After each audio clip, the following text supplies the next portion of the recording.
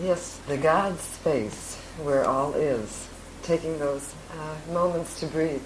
And everything's changed for you, Otto, since then, hasn't it? He very often just disappears from in the midst of a meeting, going to his God space for 1 second only, and then things right themselves. So it's a powerful tool to have, a powerful awareness to have. Route 111, highway to the kingdom. And I do mean high. I'm so excited that we are all here to celebrate in one undivided consciousness that which is and that which we are. Yes, Route 111 is definitely the ultimate highway and the shortest inroad to the kingdom, to realizing and manifesting the supremacy of infinite love, light, and wholeness of beingness that we are, to the swift merger in conscious awareness of God and man, so that there is no more idea of separateness of God and man, no vision of either being separate or far off from another, yet the true understanding of only one indivisible, inseparate body of being, one undivided whole, not piecemeal, not apart, not sporadically present here and there, yet everywhere, evenly, fully present, made manifest, and complete. God, man, one and the same. Man being the emanations of divine light and the body of its being, the activity of divine life itself, fully expressed as itself through the power of the great I Am. Route 111. Could we ever manifest greatness, glory, victory, if it were not for our sublime source, the Father within? Could we ever rise victorious without the awareness of the unlimited one within? Have we any power whatsoever if we are not connected with the great central power terminal of all life? I think not. And so, it behooves us to pay homage to our great source, Father, Mother, God within, for all that we have and are, and for the exquisite privileges of playing in the fields of its manifest substance, of manifesting the kingdom right where we are, that which is in all that we do. Could we derive any great benefit for ourselves in this great universal amphitheater and epicenter of eternal life if we are in criticism, separateness, thoughts of betterness or apartness, jealousy or greed with regard to any human being, condition, or other life form in this God universe? Can we decry or despise anyone or any part of God creation, the one sacred body of wholeness, and not have it fly homeward to inflict us first and alone? I think not.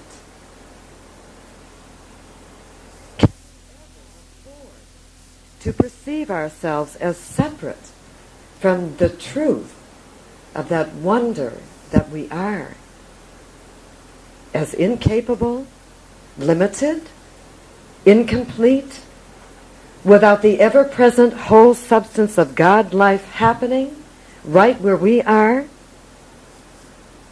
and not experience some form of lack for our thinking? I think not. For declarations of limitation, investing our commodities of faith with these our ideas and with our precious emotional creative power is to cast our pearls of omnipotent life on the shores of illusion, to present this life to the lions of iniquity, to be swallowed up by the whale as Jonah. For we must meet the likeness of our thoughts somehow without. And for to honor limitation or to participate in ideas of lack is to say, God is not. The great power that is not. Now we can reverse these thoughts and powers, bring them under our command, as have the masters, who know they are one with God, the perfect and only presence in all. We can reverse it by saying, I am one with God, one with all of God's life, one with all creation, one with all divine bounty, one with manifest substance, one with the all and the only that is.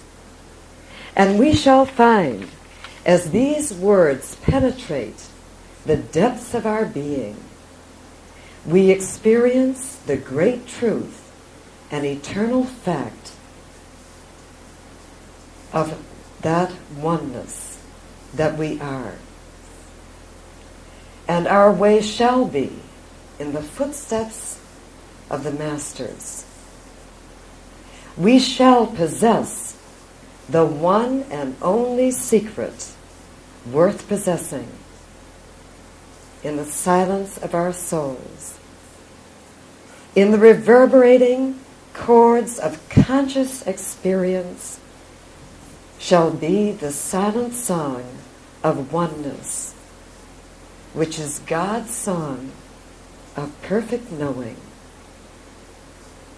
vibrating throughout all wavelengths of the universe, and all patterns of our manifestations shall be like and commensurate with that wholeness which is light, absolutely now, complete perfection, perfectly fulfilled, perfectly realized God forms of being. You know, in the life and teachings of the masters, Baird T. Spalding reveals some mystical keys that help us to understand the invincibility and unlimited, all-inclusive consciousness of oneness, the power of this consciousness.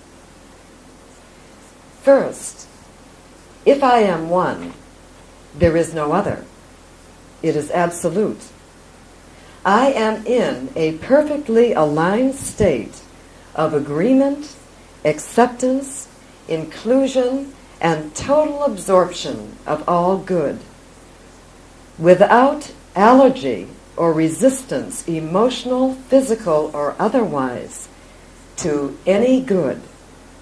And I have no false ideas.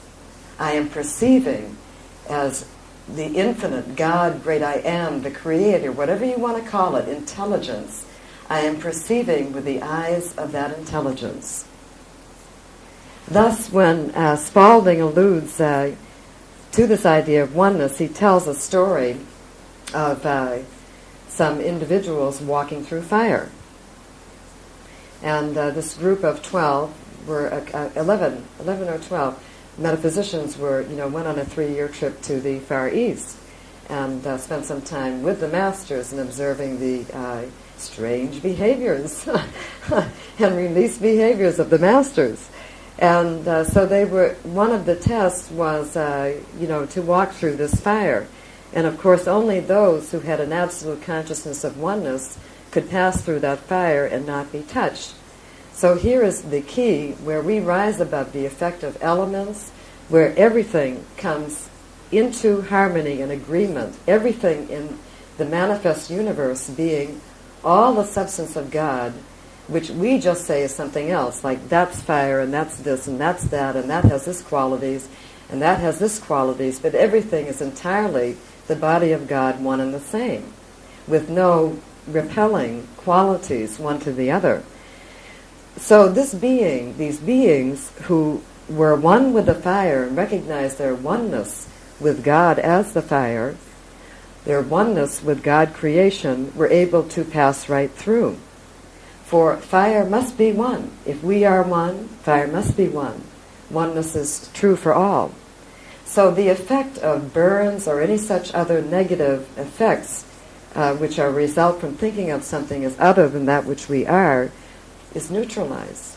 It doesn't happen. Or the fire spreads and makes room for the being to walk through it.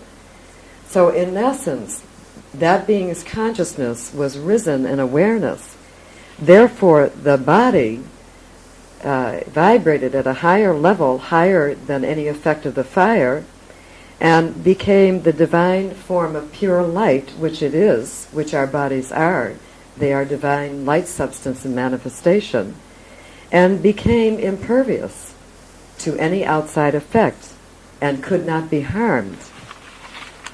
For there was no thought of separation in these individuals' mind, separation between them and the fire, all was God. So this is a great key to learn how to harmonize yourself with anything.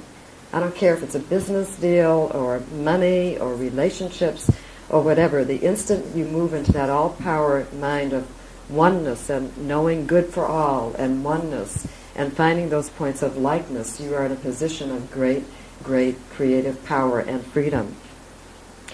So the power of the consciousness of oneness is indescribably magnificent and sweeps away and dissolves all issues and problems in that attitude of oneness.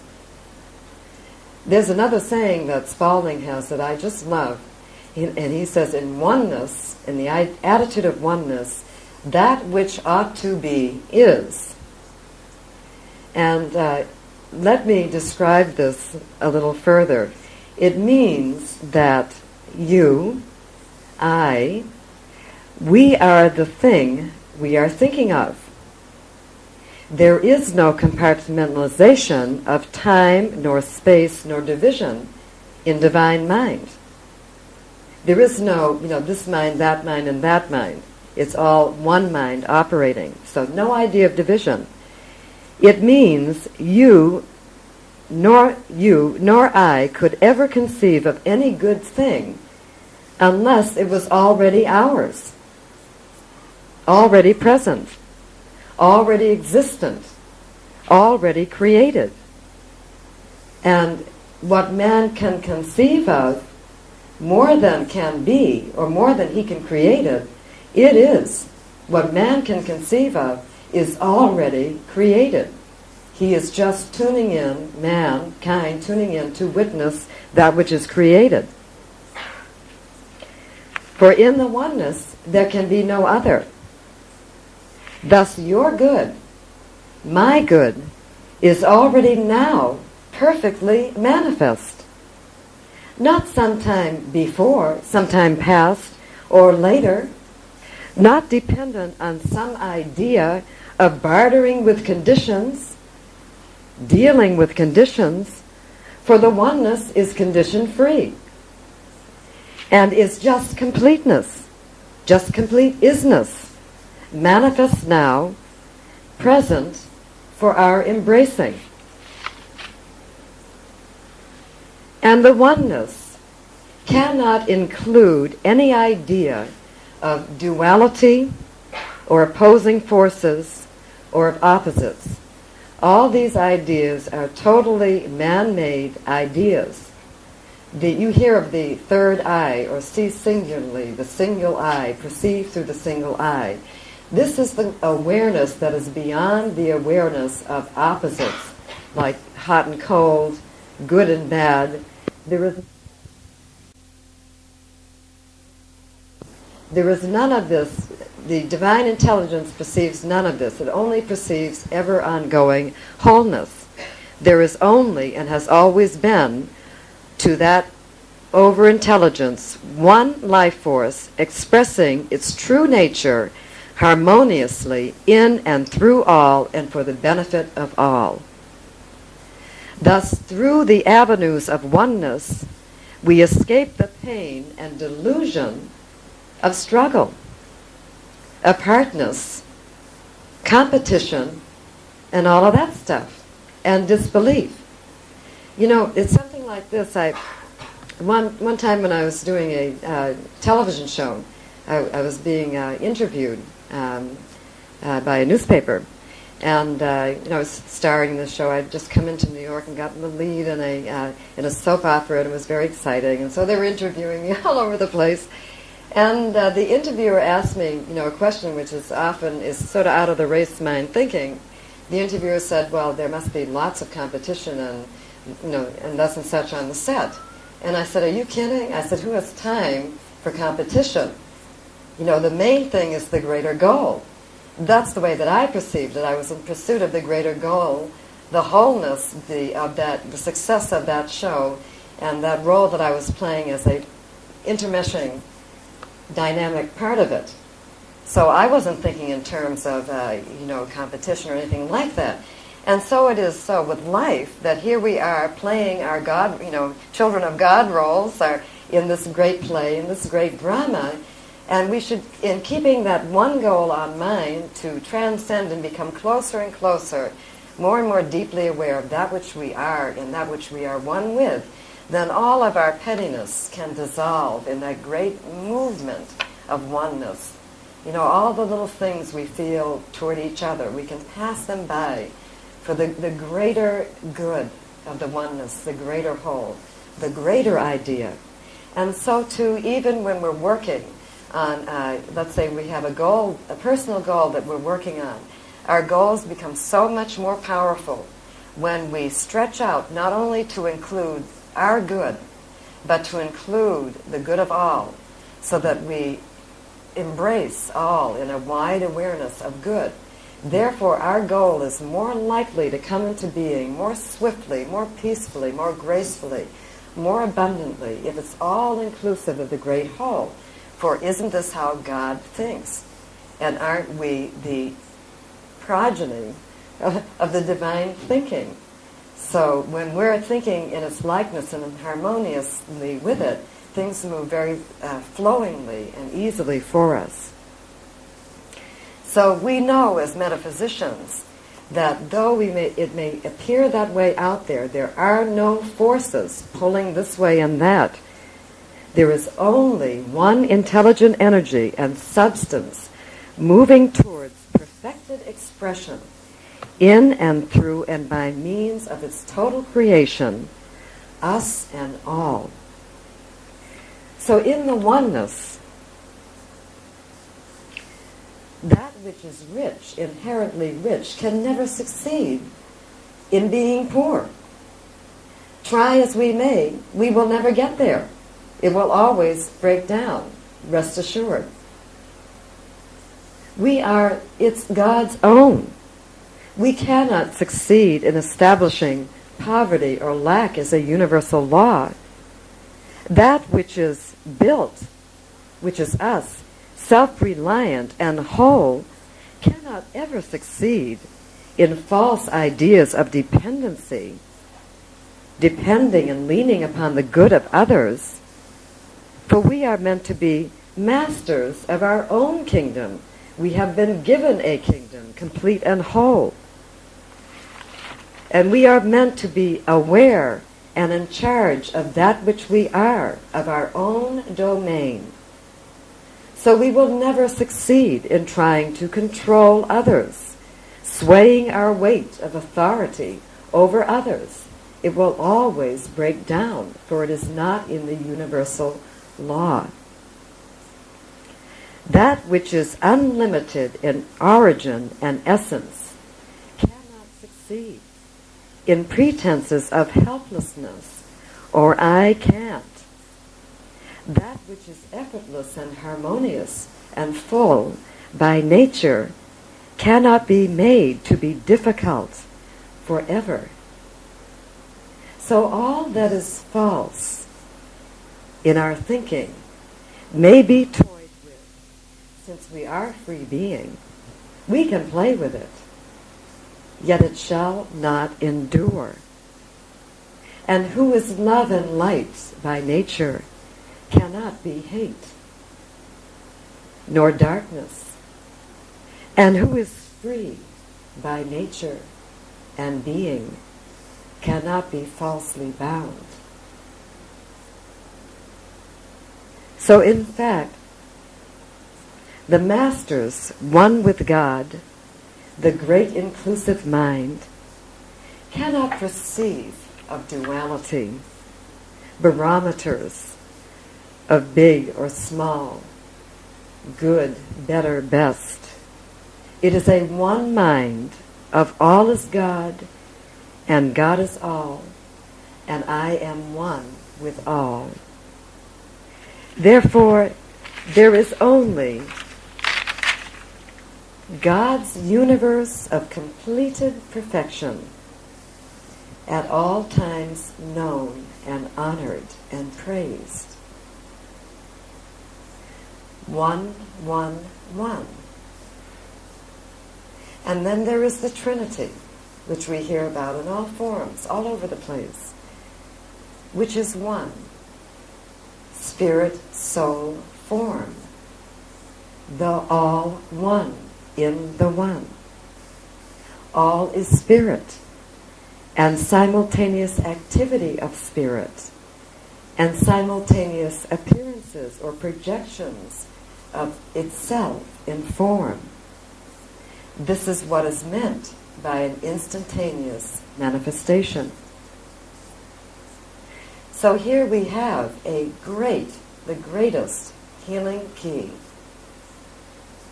Love, harmony, and oneness. Through the applied consciousness of oneness, we are restored to our heavenly estate. Claiming oneness with that which we desire, starting with I can, moving away from I can't forever, moving up to I do and I am.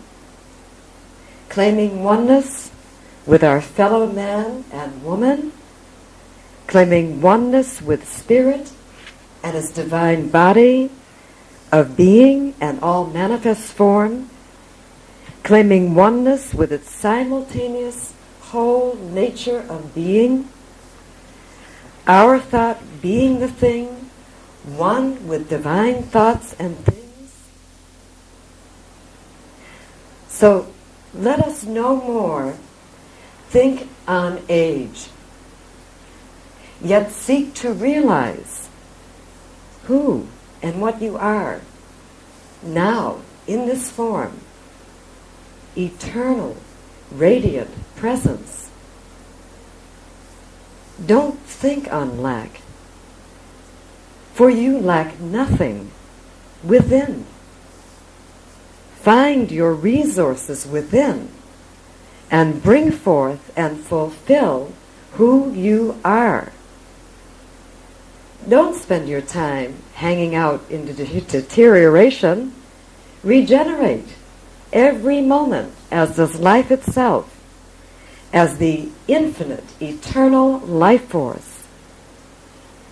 Don't spend time denying the truth of your complete being. Don't separate. Spend your emotional and mental efforts consciously finding ways to unite, to mend, to harmonize, to blend with all, with who you are. For then you shall be supremely one with all of God being and realize your heavenly estate right now, which is where heaven is. I like to say very often, I am one with the Father within me and the thing itself made manifest. I am one with all of nature, all beings, all forms, bonded with love. And out of the oneness, I individualize and arise free of encumbrance. I exalt divine person. That which I do enhances the all. And as my Father, I command all substance to move on behalf of eternal truth and good now. I let it arise from where and whence it will, for all is good, all is God, and I am one with God, and so it is.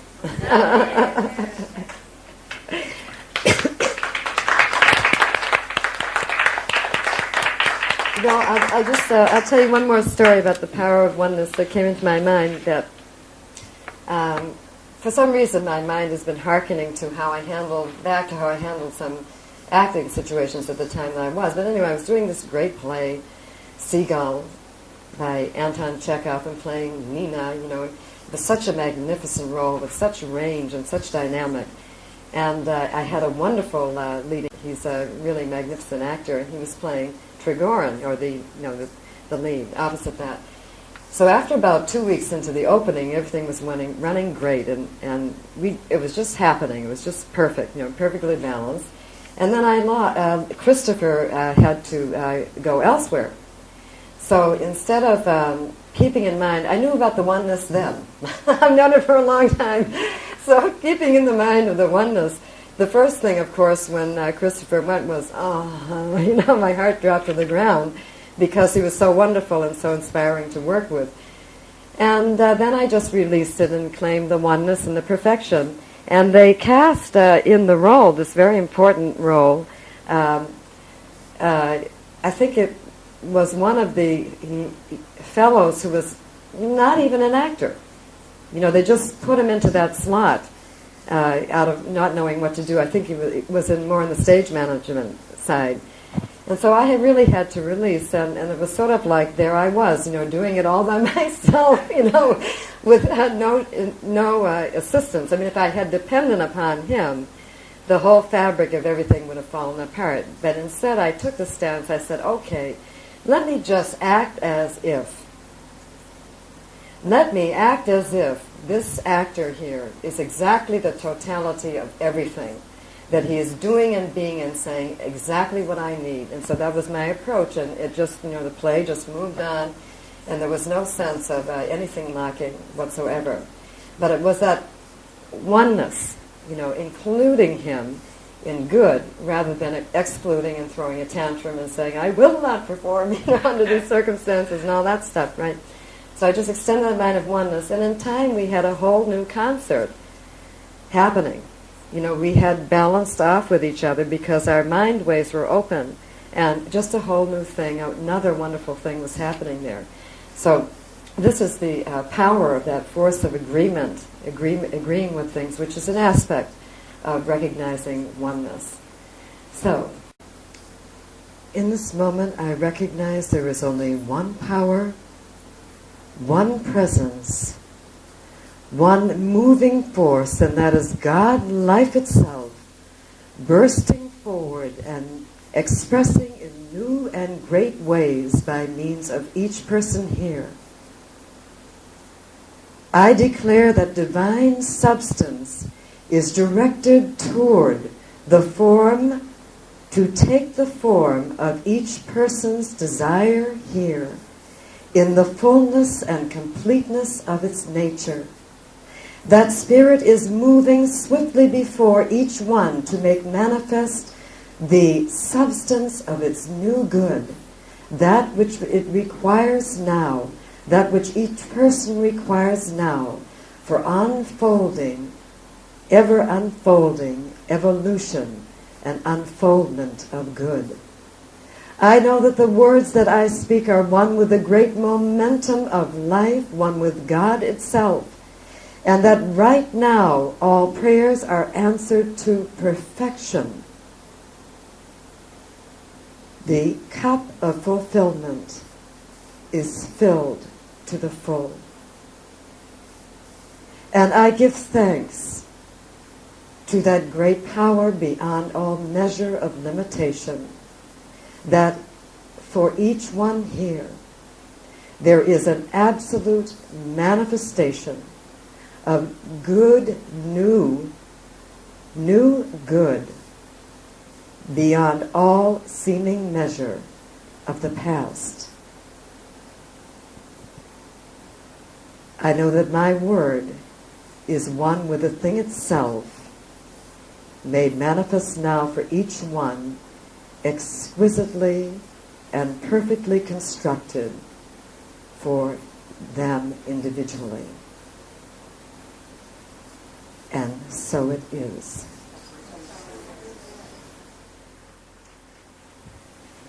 Y'all ready? Okay. I am that I am, and right now I declare there is only one power in my life, and that is God. Only one cause, the cause of glorious and ever new good. My life is divine in all its substance and manifest forms. I am the living, breathing manifestation of radiant spirit, the pure essence of God life. I live in the high realms of conscious awareness, far beyond the influences of appearances, always viewing the one perfect idea. I am the singular vibration of God's perfect love. The highest is the nearest for me. Therefore, I know I am supported in all that I do on planes invisible and visible. I hold my true self on high as I now soar to the summit of infinite resources, and great new good is afforded me with the breathtaking grace and love and bounty of transcendent being. God is the power of my life, and so it is.